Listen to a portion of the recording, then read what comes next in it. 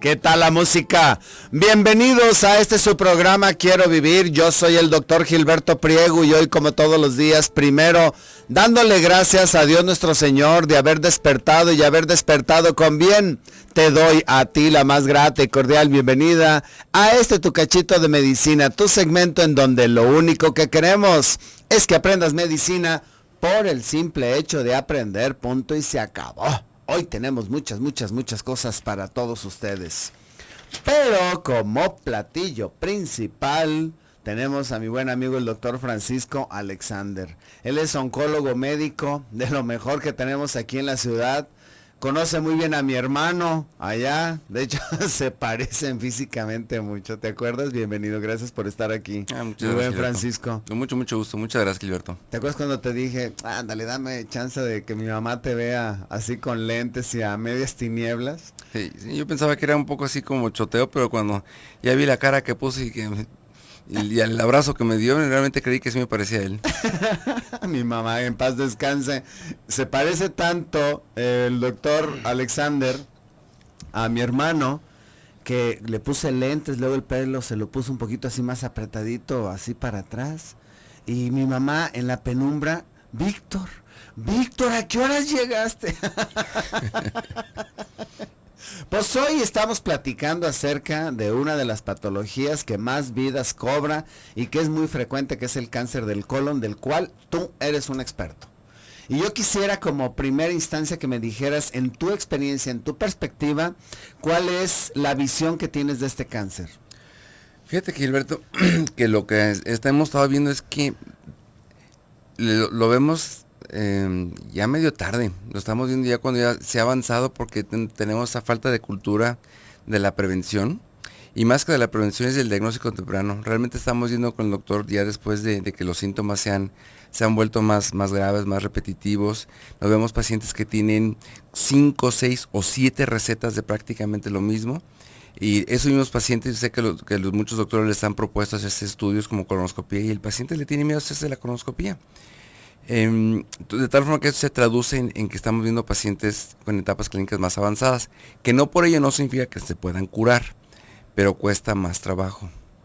Fíjense bien, 5 o 6 recetas y en algunas de ellas estudios en donde se le está indicando estudios al paciente. Una cosa entonces, el concepto que me estás dando, una cosa es la prevención, que tú no tengas ningún síntoma, que digas, llegué a los 50 años, en mi chequeo general que voy cada año, mi doctor me recomienda hacerme un estudio colonoscópico, no más porque no te vayas a entumir.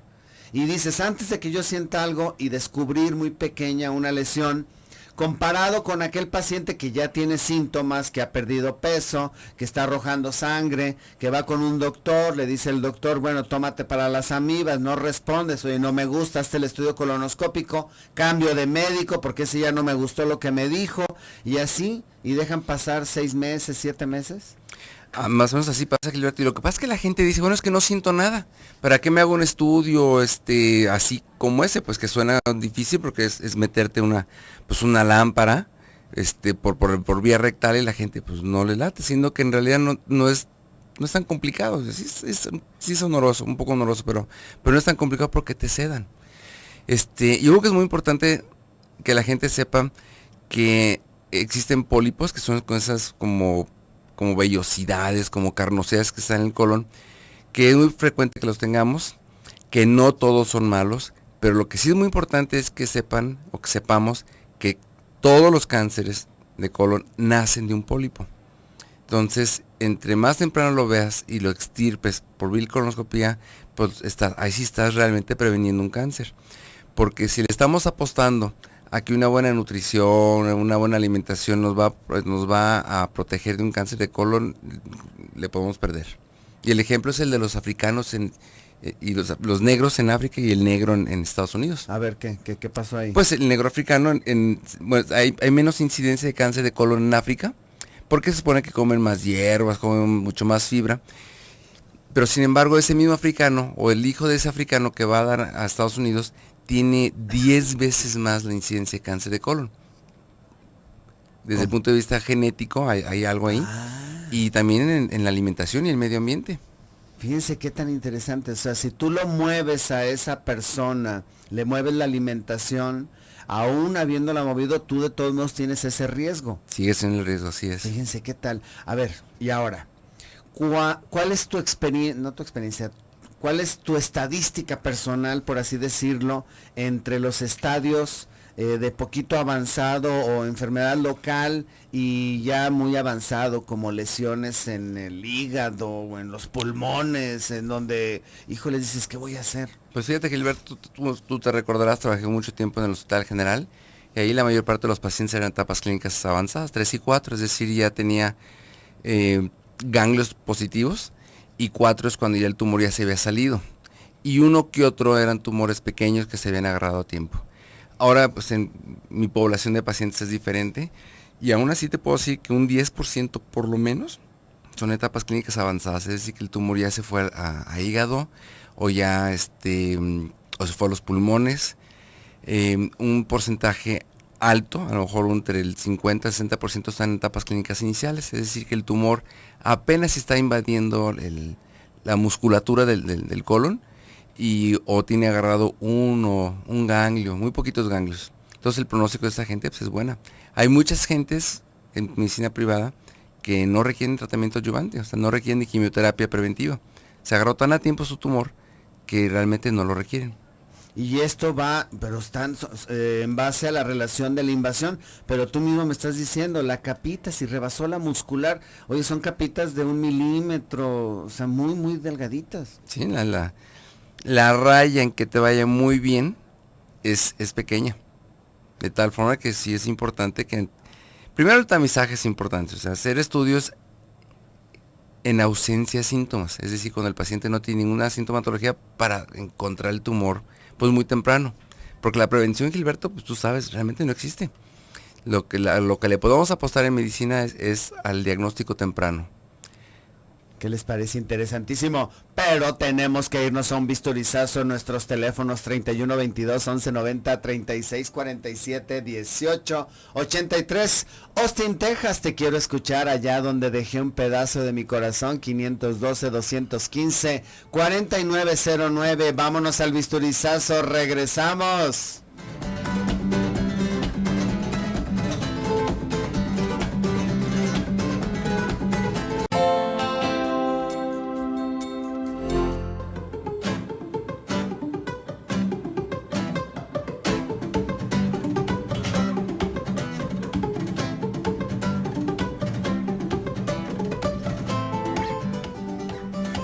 Ya estamos aquí de regreso en su programa Quiero Vivir. Llega el chiquillo con su mamá y le dice, mami, dime, hijo, fíjate nada más, en la escuela, mamá, ya me pusieron apodo, me dicen Rambo, mamá.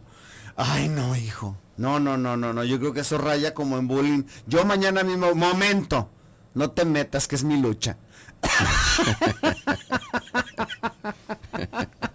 Yo me encargo. Tú tranquila. Serena, morena. Serena. Digo, ahora sí están los chiquillos. Ya estamos aquí de regreso en su programa Quiero Vivir con un gran invitado. Él es el doctor Francisco Alexander, oncólogo médico, hablando del tratamiento posterior. ¿Qué sigue después de haber hecho la cirugía?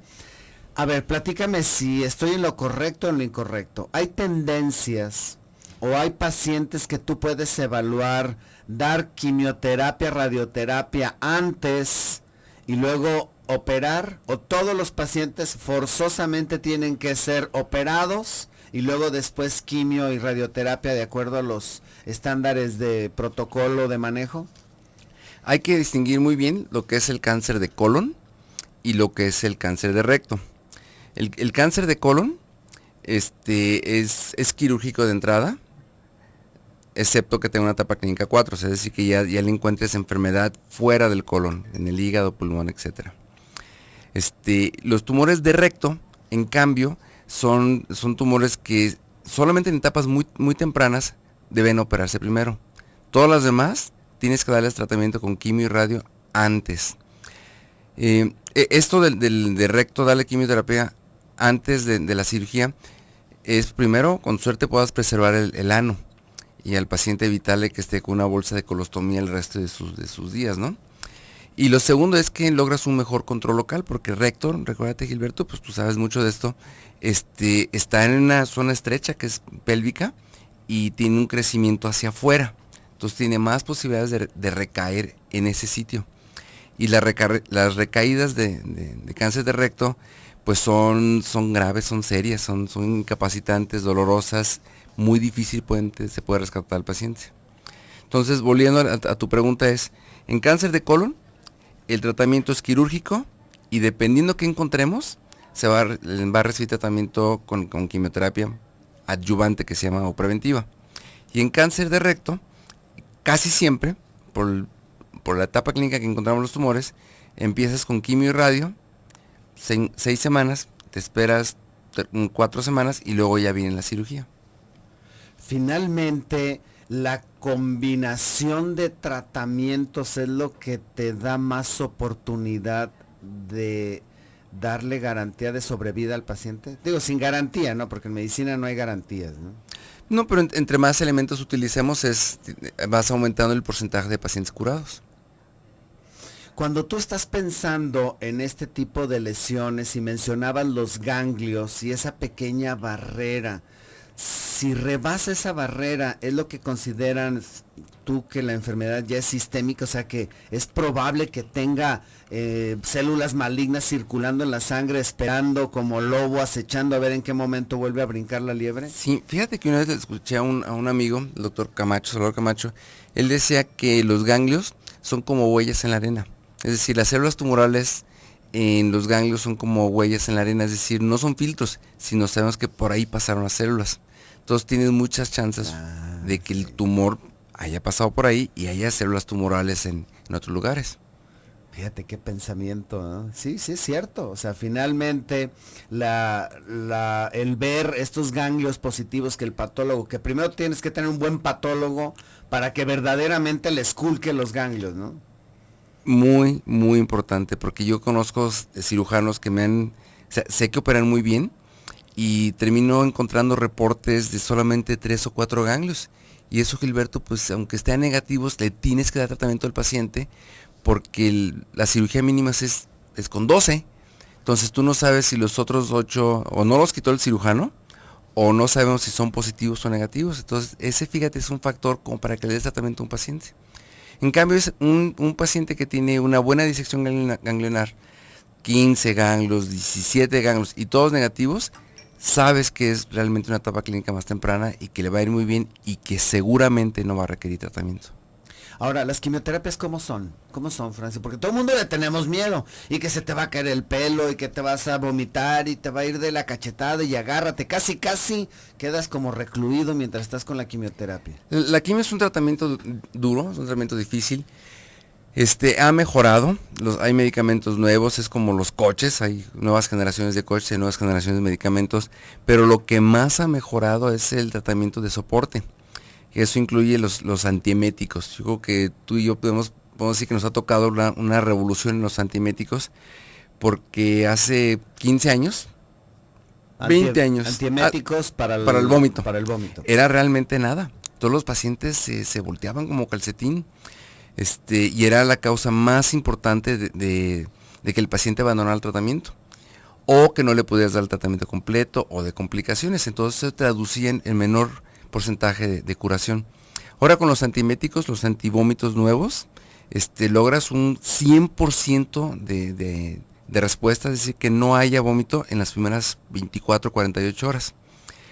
Después, o sea, en el tercer o cuarto día ya puede haber náusea, pero vómito es muy raro, porque existen ya otros medicamentos que bloquean las sustancias que ocasionan la náusea y vómito.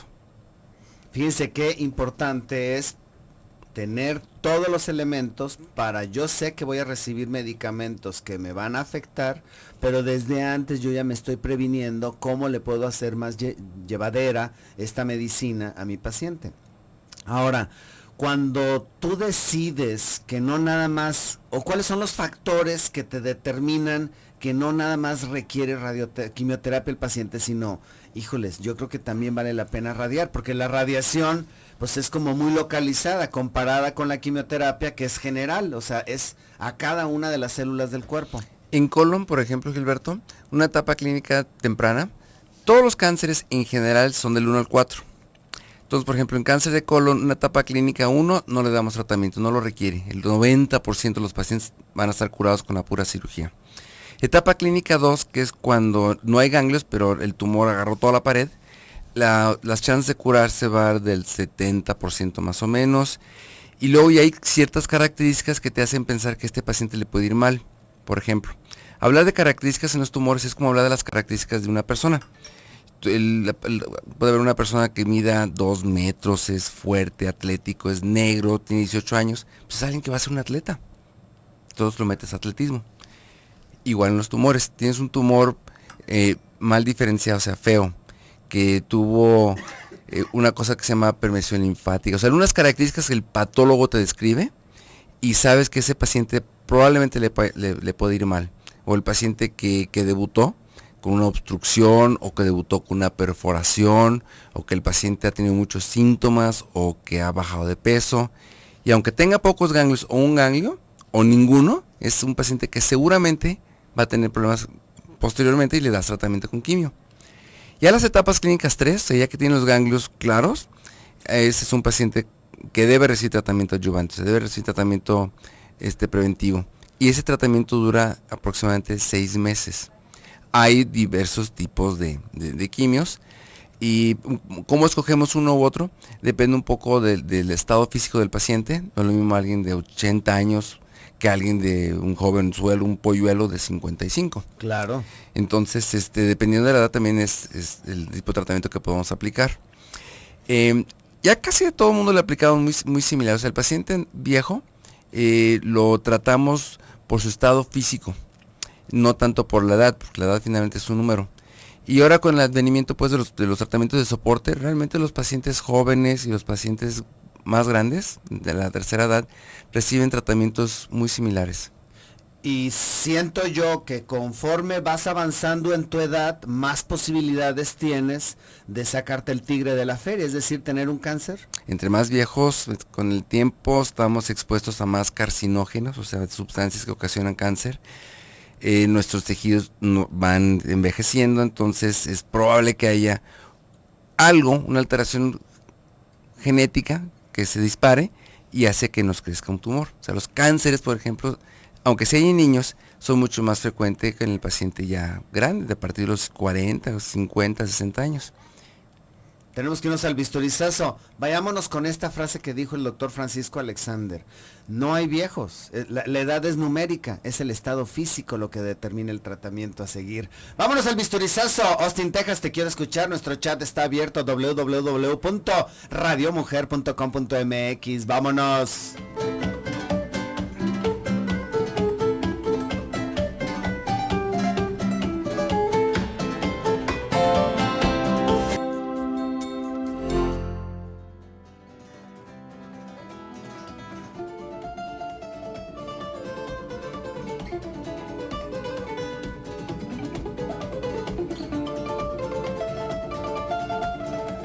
Ya estamos aquí de regreso en su programa Quiero Vivir. Hoy con nosotros el doctor Francisco Alexander, médico oncólogo, hablando de esta enfermedad que es el cáncer de colon. Dicen que había un hombre tan pequeño, pero tan pequeño, que no le cabía la menor duda.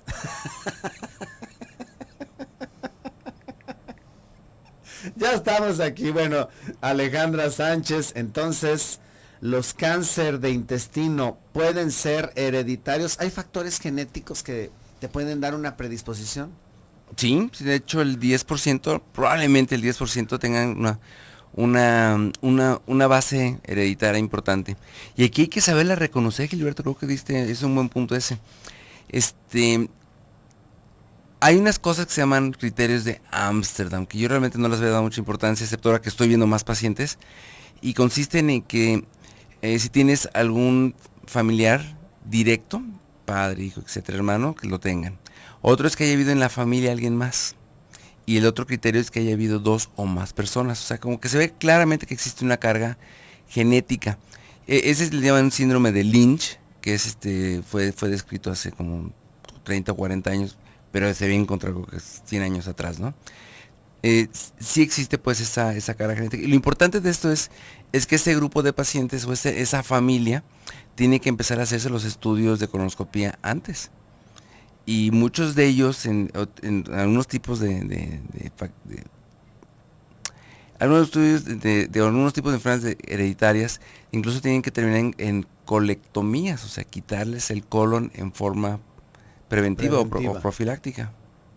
Cuando tú estás hablando del cáncer de colon con estos factores, pudiera ser como, a lo mejor no es lo mismo, claro, ¿verdad? Pero así como los factores hereditarios del cáncer de mama, en donde están avanzando, encontrando receptores y cositas así, oye, tienes este receptor, quítate la mama del otro lado, o sea, ¿llegará el momento también? Así se puede decir. Va a ¿no? llegar. Ahorita ya hay genes que claramente se asocian con el síndrome de Lynch y que se asocian con los otros síndromes que son de poliposis familiar, y que si resulta que el paciente los tiene, es portador, lo difícil es saber cuándo operarlo, porque no sabemos si lo va a desarrollar, aunque tiene un 90% de sí hacerlo, pero igual puede ser a los 50 que a los 80.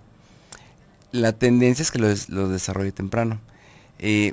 Sí va a haber pues lo que se llaman marcadores genéticos, y vamos a poder secuenciar, o sea, pues vamos a poder hacerles de cuenta como un perfil genético a la gente, tarde o temprano, y aunque ahorita lo único que podemos estudiar son ciertos genes conocidos, a lo mejor en un futuro no muy lejano, vamos a poder secuenciar todos los genes conocidos y ver qué alteraciones tiene y si se puede determinar el riesgo de que padezcas tal o cual enfermedad. Ok, te voy a poner un ejemplo. Échale. ¿Sí? Alguien que es traductor. Uh-huh. ¿Sí? Alguien que se dedica, su trabajo es traducir. Él domina el inglés y su trabajo es traducir. Y de pronto tiene un tumor maligno, se opera, se le quita todo y tú decides que no se le da quimioterapia o se le da quimioterapia en base a los parámetros que tú me has dicho. Correcto. Hasta ahí vamos correcto. Vamos bien. Uh-huh. Ok. ¿Te animarías tú en su momento a decir que un paciente con cáncer está curado? ¿O siempre tiene que estar en vigilancia permanente un año tras año, tras año, tras año? Fíjate que sí. Ese cáncer que desarrolló el paciente, las posibilidades de que le regrese, pues va en función a la etapa clínica. O sea, repito, una etapa clínica 1 se cura el 90%, es decir, el 10 recae. Una etapa clínica 2 se cura a lo mejor el 70%, o sea, el 30 recae. Ese 30%, por hablar de un caso específico, recae en los primeros 3 años, casi todos. De tal forma que si pasaron ya 3 años, las chances que esté curado de ese tumor que desarrolló es muy alta. El corte de caja en colon es 5 años. El corte de caja en mama ya viene siendo 10, porque como los encontramos más temprano, entonces tienen más chance de recaer. Ese paciente que hizo cáncer de colon tiene posibilidades de hacer cáncer en el resto del colon, o sea que desarrolle otro pólipo, entonces debe mantenerse en vigilancia. ¿Qué tan frecuente? Los primeros 3 o 4 años es cada 4 o 6 meses. La colonoscopia se repite en forma anual mientras no encuentren pólipos. Mientras encuentren pólipos. Después, si ya no encuentran, se puede ir espaciando a 3, 5 o incluso hasta 10 años. En esencia, el paciente puede quedar curado de ese cáncer si pasaron más de 5 años, pero puede desarrollar otro. Quien hizo un cáncer, Gilberto, puede tener chance de ser otro. Y si ese paciente que hizo cáncer de colon es mujer, entonces tiene una mayor predisposición a hacer otros tumores, específicamente mama, ovario y de endometrio, o sea, el de la matriz. Sin que confundamos matriz con el cervix, ¿no? Ajá. Ok, entonces esto quiere decir que puedes librar de un cáncer que fue en el colon derecho, pero eso no te exime que del colon izquierdo 8 años después puedas tener otro cáncer que nada tendría que ver con el primero. Y de hecho los puedes tener al mismo tiempo. Hay un porcentaje chiquito de pacientes que tienen lo que se llaman tumores sincrónicos, o sea, al mismo tiempo. Y un porcentaje pequeño desarrollan tumores metacrónicos, o sea, con el tiempo. Más que esos pacientes, si los estamos vigilando con colonoscopía, todos logran curarse porque logramos encontrar el tumor pequeño, lo extirpamos, lo extirpa el colonoscopista y ni siquiera tienen que operarlo, o sea, nomás lo extirpa con el colonoscopio. Entonces tiene un porcentaje muy alto de curación.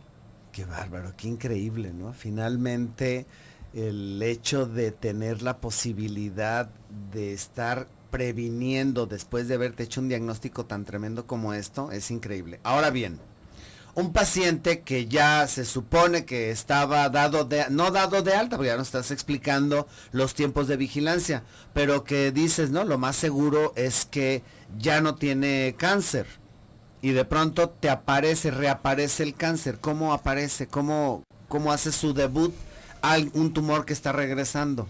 Fíjate, esa es una muy buena pregunta, Gilberto, porque cuando estamos revisando pacientes que tuvieron diagnóstico de cáncer y ya se operaron, recibieron su tratamiento y están en lo que se llama seguimiento, los sitios que buscamos son los sitios donde el tumor normalmente regresa. Casi todos los tumores tienen una historia natural, más o menos predecible. Por ejemplo, hablando ahora de colon, el sitio más frecuente de recaída es el hígado. Entonces son pacientes que normalmente le estamos pidiendo estudios ya sea de sangre, pruebas de función hepática o ultrasonido. Y eventualmente hacemos una tomografía y también en algunos casos un estudio nuevo que se llama PET. ¿Cómo recaen? Pues recaen en forma sintomática. O sea, el paciente que se lo encontramos durante el seguimiento no tiene ninguna manifestación, o gentes que recaen con síntomas. Otra vez empiezan con dolorcitos, pérdida de peso o dolor en el flanco derecho, acá donde está el hígado. ¿Qué les parece? Interesante, pero tenemos que irnos al bisturizazo. 31 22 11 90, 36 47 18 83. Sé feliz, que este programa sea tu vitamina de felicidad. ¡Vámonos!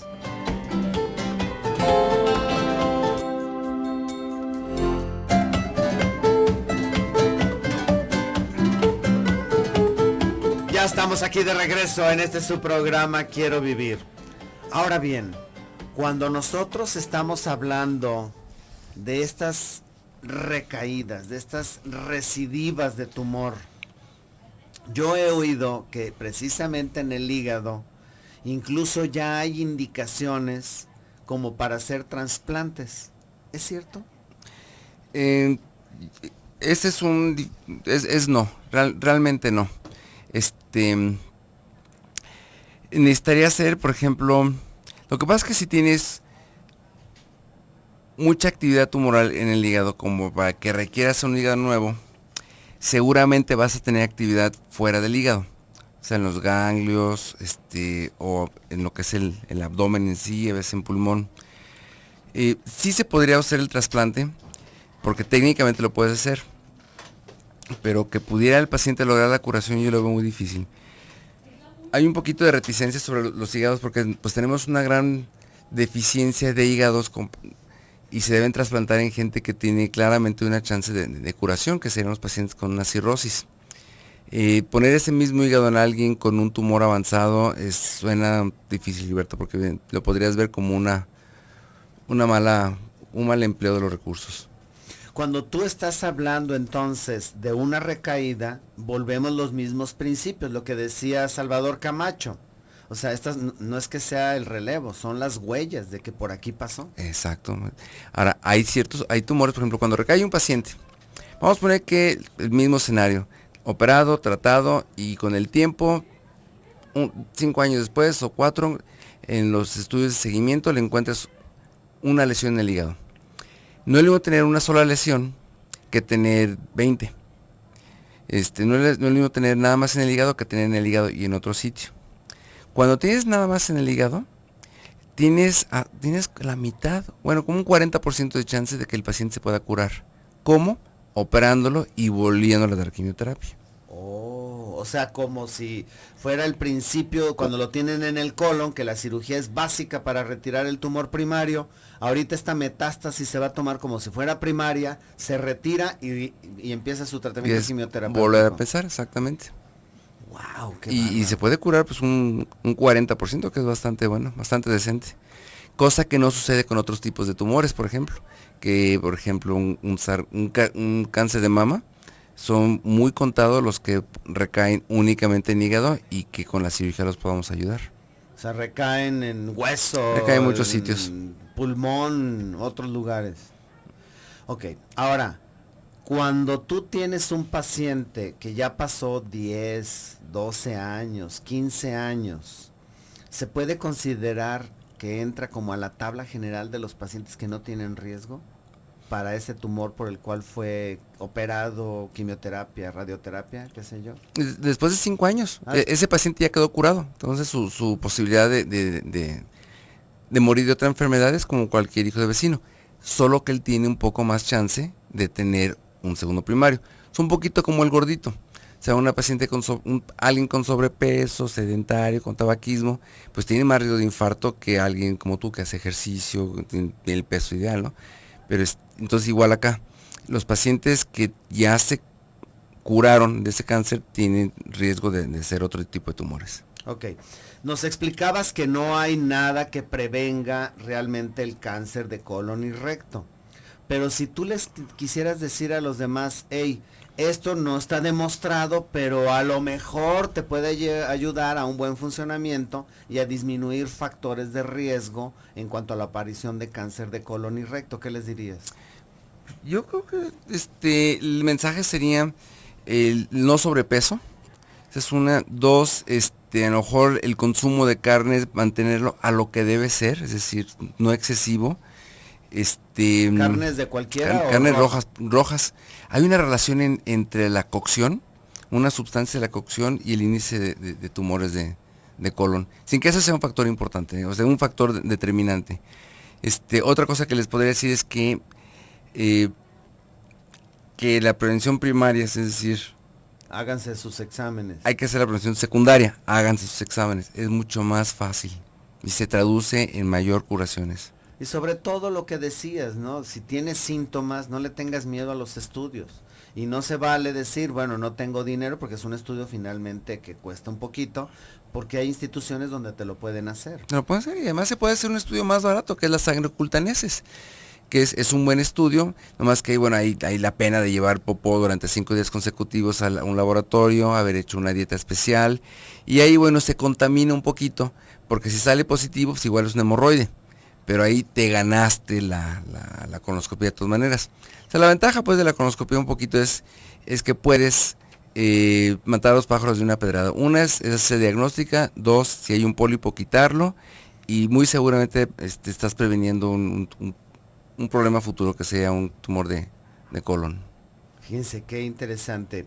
En unos estudios me salieron divertículos, es malo. Bueno, Rosita, de 69 años, los divertículos son rupturas de la capa muscular de nuestro intestino y la mucosa sale como un globito hacia afuera. Entonces existe la posibilidad de que tenga complicaciones.